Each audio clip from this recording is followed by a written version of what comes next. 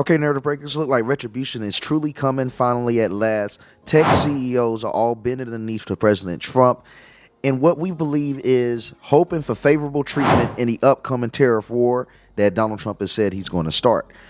Apple, Meta, Amazon, OpenAI, all of these CEOs, including Uber, have made a donation of $1 million each to the presidential inauguration fund.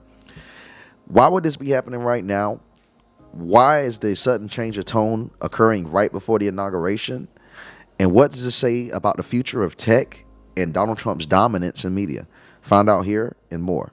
Well, we are a little more than a month away from President-elect Donald Trump's inauguration on January 20th. And as the Trump team prepares for day one of the new administration, we're learning some major players and big tech are sending huge amounts of money their way.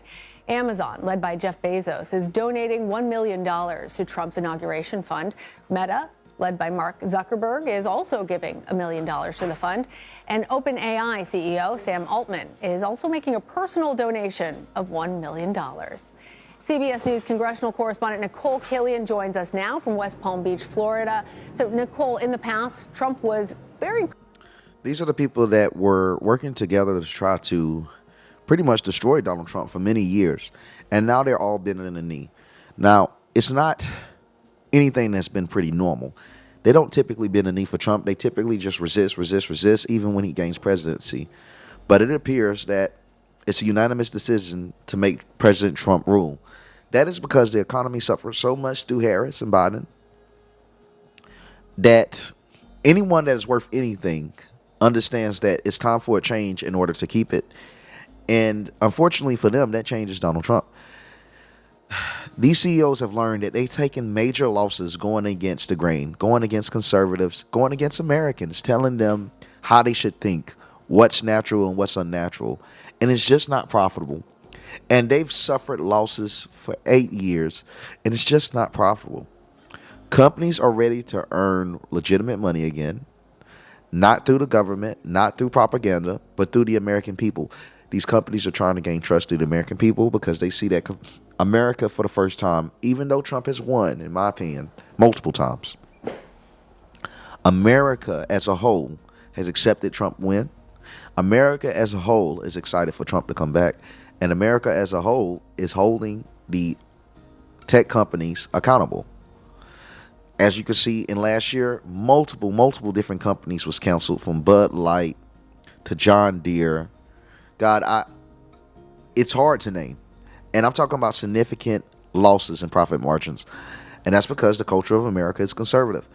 These tech billionaires can see where things are heading, and it's steering away from the narratives that they depend on. Critical of Meta and several of these companies. He's attacked Jeff Bezos over the coverage of him in the Washington Post, which is owned by Bezos. Given all that history, is it surprising that we're seeing all these tech CEOs now making these $1 million donations? Well, I don't know if I would call it surprising. I mean, at the end of the day, the tech sector has a pretty outsized voice in Washington. And so I think some of this is to just be able to, make inroads with the president-elect and let him know, I should say, that they are willing to be a potential partner with this new administration and try to smooth things over from the past. And in terms of the amount of money, while it does seem like a lot in the grand scheme. Now, mind you, why would they try to smooth things over if they hold absolute control? These people are so selfish. They've never tried to smooth anything over with the president-elect, but they're trying to now because they see not only did Trump win 2024, they foresee, in my opinion, conservatives win in 2028 as well. They are preparing for the future.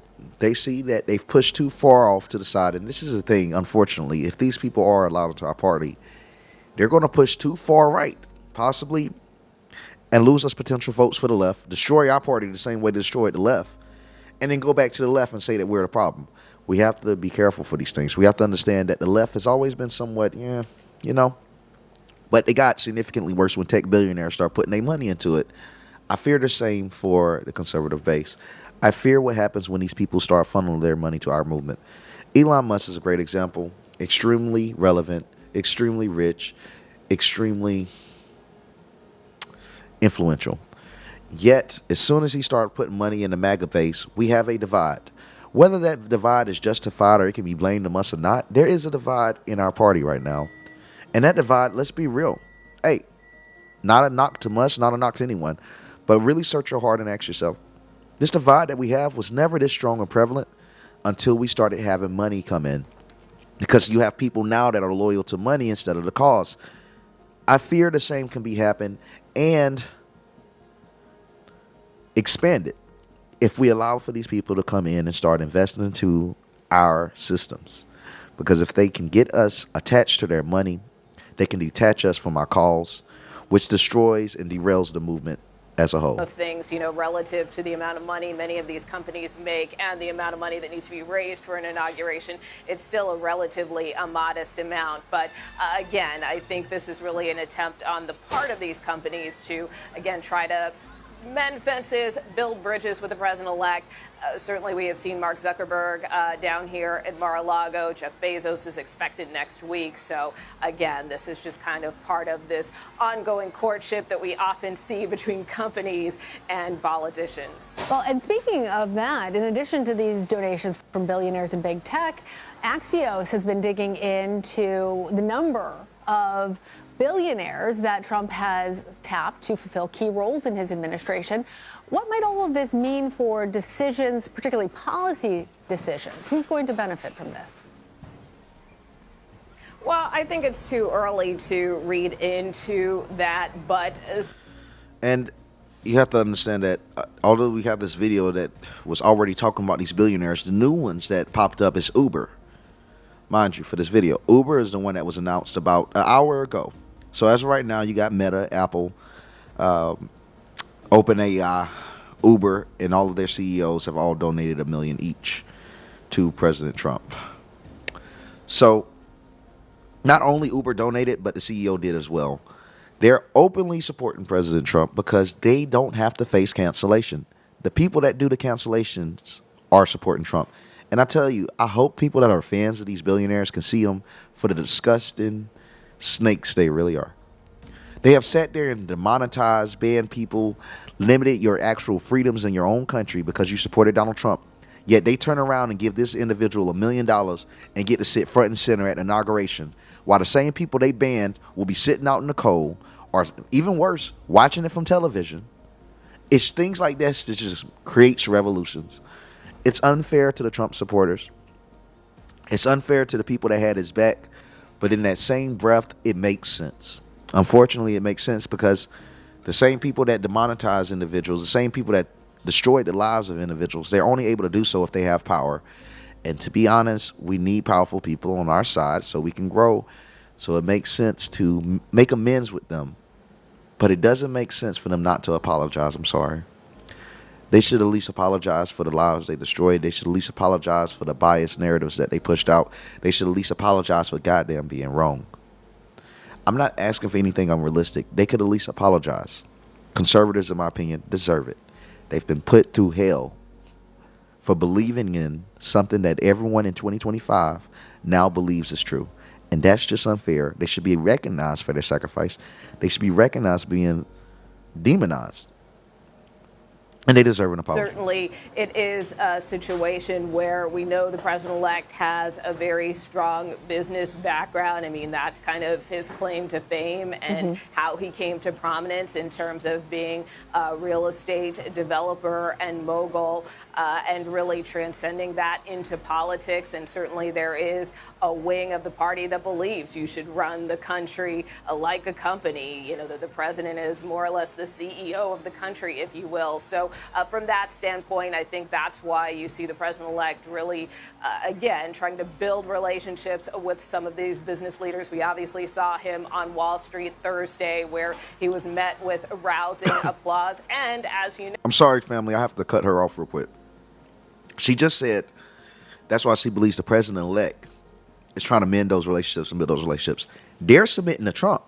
They're going to Mar-a-Lago. I don't see Trump going to Meta offices. I don't see him going to Uber offices. I don't see him going to the OpenAI or Amazon. I see these leaders coming to Trump. They're donating to him. They're making phone calls to him. They're going to his house. The media is so disingenuous. Even in a moment of submission, they can't admit defeat. They're trying to make it seem as if Trump's trying to create some type of peace and tranquility with them. No, it's the exact opposite. They're trying to make peace with Trump. It's just so entertaining to watch how the media lie through their teeth. Trump isn't trying to make peace with them. They're trying to make peace with Trump. No, the economy is really one of the key prongs of, or was one of the key prongs of his campaign, and continues to be a main prong and thrust of his agenda going forward. So, having these conversations with major business leaders, billionaires, enlisting their support is just part of that strategy. Well, Nicole, let's switch gears just a little bit because we want to ask you about this. A lawyer for Robert F. Kennedy Jr., Trump's pick for Health and Human Services Secretary, petitioned the FDA to end approval of the polio vaccine. That vaccine's obviously been safely administered to Americans for decades. Many in the medical field say that this was revolutionary in the number of lives that it has improved. So how involved is this lawyer in the transition? Has the Trump team responded to this at all? Well, we know that the president-elect, in his most recent interview with Time magazine, said that he intends to have a big conversation with RFK Jr., who he has tapped to lead the Department of Health and Human Services. At the same time, we know that there has been this petition that was filed with the FDA to try to revoke the polio vaccine. Now, whether or not that is something... Completely ignoring the negative side effects that RFK Jr. was trying to highlight, as the media does in good fashion. They make it seem like all Republicans can do is make bad choices and take away freedoms. Something RFK Jr. moves forward with, or the president-elect, tries to move forward with once he assumes office, I think remains to be seen, because for the most part that petition has remained dormant. And furthermore, the president-elect said in an interview earlier this week that he is a supporter of the polio vaccine, or he thinks that it has done great things. So while he understands RFK Jr.'s views about his skepticism about vaccines, at the same time he's been clear that he wants to see the numbers, he wants to see proof before he just goes and tries to revoke every vaccine that's out there. All right, Nicole Killian, thank you. $1 million donation to President-elect Trump's inaugural fund. It all comes in the wake of Trump's proposed 25%. And here's a better detail look at this, and you guys got to watch this part of the video. It breaks down why they're submitting the same thing I believe is they fear the incoming tariff war. Tariffs on Mexico and Canada that would leave a big impact on the auto industry. Here with reaction, host of the David Webb Show and Fox News contributor David Webb. David, I hope you had a great Christmas. Let's dive. I did. Thank you. You too, Griff. Let's dive right in. The Wall Street Journal framed this as saying that all the big business people from Silicon Valley to Wall Street and beyond our shores are coming to kiss the ring, bend the knee, and cut the check. Toyota being the latest. Look at the list of companies, though. You can see from Toyota, Ford, General Motors, but it's also Amazon, Meta, OpenAI, Uber, Goldman Sachs, Bank of America. The list goes on and on. Many of them making $1 million or more donations. Why do you think that so many business folks are coming to try and curry favor, really, is what it looks like, with President... Hold on, do you guys see that? It feels like a dream come true. Look at it, all of these companies that are submitting to Donald Trump. I mean, dude, it's about to be a crazy presidential run. He has motion right now. Toyota Motors, Ford Motors, GM, Amazon, Meta, OpenAI, Uber. Dude, man, Goldman Sachs, oh my goat. The Goldman Sachs is powerful. Bank of America, Kraken. That's funny. It's funny. I guess we really did finally release the Kraken fucking 4 years later. That's a joke for the true megas that's in here. Coinbase, AT&T, other communications. Oh, Charter Communications. I'm tripping. Stanley Black and Decker, Intuit. Oh, wow. Intuit even. Charter Communications, which is massive.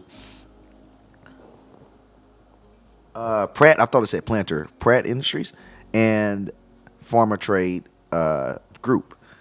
So he had some massive people that are supporting the president. And these are names that we have not seen before, but it's yet again validating the fact that Democrats are finally moving on. We know you're moving on when your money moves, and they're moving the money.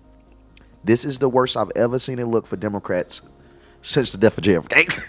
Since the death of JFK. Business folks are coming to try and curry favor, really, is what it looks like, with President-elect Trump. Well, maybe their memory goes back a little bit. If you look at the first Trump administration, businesses did better, the economy did better. And to be fair, they want a seat at the table. The Trump administration is taking in what? Some estimated possible about $225 million in total donations. They want a seat at the table. There are going to be discussions on policy, regulatory policy across the board, and that's important.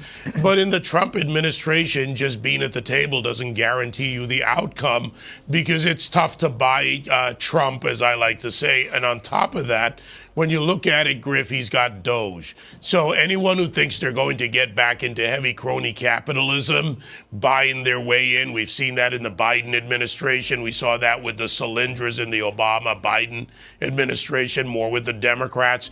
That's not going to happen here. And there's a watchdog in Doge that we need an efficient government, and we also don't need outside influence when, as the president has talked about, it needs to be the government working for the people, not the other way around. So what do you make of, already we're seeing Democrats like Democrat Congresswoman Jasmine Crockett that's saying about the inaugural money fund that the Doge boys should immediately start cutting that. Let me show our viewers, by the way, just how it stacks up.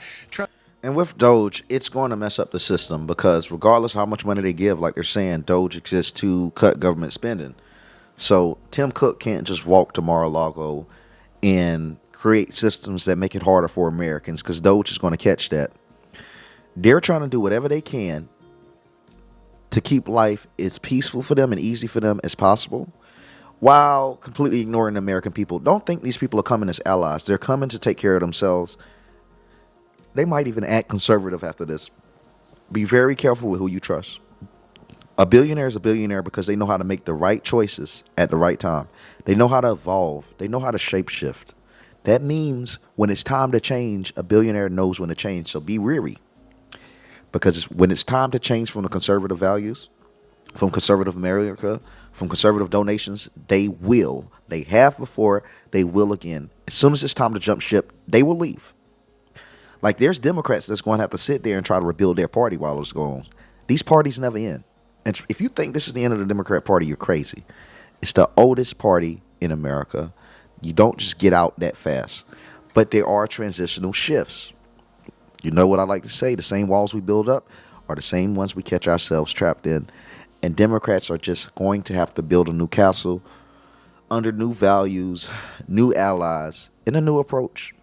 That's politics. Republicans did it, and look where we are now. You cannot maintain dominance forever. That's what makes our republic so beautiful. That one party can have dominance, then another can have dominance, but we don't have a dictatorship where one unified party rules the nation. We were very close to that with Democrats, but as we see today, it's just not true. The shift is now conservative, and the same people that were our enemies are now claiming to be some of our greatest allies. I truly believe it's just a smart business decision, and conservatives should keep their guard up. I'm not saying just to reject them as a business choice, even if it was war. We should accept powerful allies, but don't forget, because forgetting can lead to you losing. Trump's inaugural committee already exceeding $150 million. You go back, only $107 million for Trump's first term, but in 2021, only $62 million for Biden. Democrats are saying, aha, this is where the Doge boys should start cutting right away. Yeah, here's my words for everyone. Ignore Jasmine Crockett. She basically has nothing of value to say. I've watched her all her time in Congress. Focus on what's happening. They need a new evil empire, right?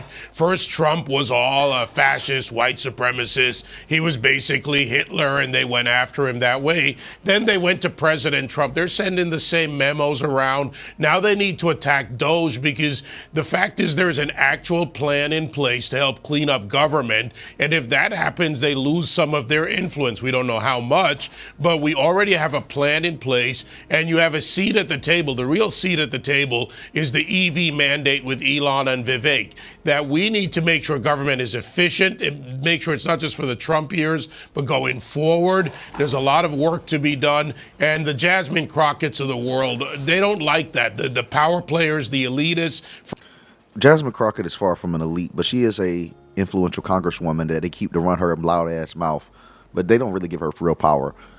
Now, I do want to know how many EOs are going to get passed on day one on January 20th. I'm predicting after Trump inauguration, this is my prediction. Let's see. I want to get it right. About 62 EOs get signed on day one, 62 to 110. Please give me your prediction because I want to see which one of us get it right. But I think at least 62 EOs, executive orders, to 110 will be signed on day one. Frankly, in both parties, don't like that. Trump's coming in with a mandate from the people that we need a change in direction. Well, and I think there's a case to be made, David, that the center of the economic universe no longer runs right now through Silicon Valley or Wall Street, but perhaps through Mar-a-Lago, and perhaps they see a opportunity and better days ahead. David Webb, thank you for taking time and getting up with us the day after Christmas. Anytime. I'm Steve Doocy. I'm Brian Kilmeade. And I'm Ainsley Earhart. And click here to... We don't have to watch that, guys. I ain't about to force y'all to watch that. But what I will force is to please like the video. I know y'all going to comment anyway because we family. I don't even have to ask for the comment no more. You know, we locked in. We locked in, so we ain't got to ask about that. But I do ask for a click on that notification bell so you can stay updated on the next post. As you know, I do 2 videos a day. Next one's coming out around 7 p.m. Central Time, 8 p.m. Eastern Time. I'm working on now to start trying to do 3 videos a day. I got to figure out when I'm going to cut that third one in. But we're going to get there. But as of right now, expect my second video to come in. Happy Saturday. Until the next narrative is to be broken, let's go.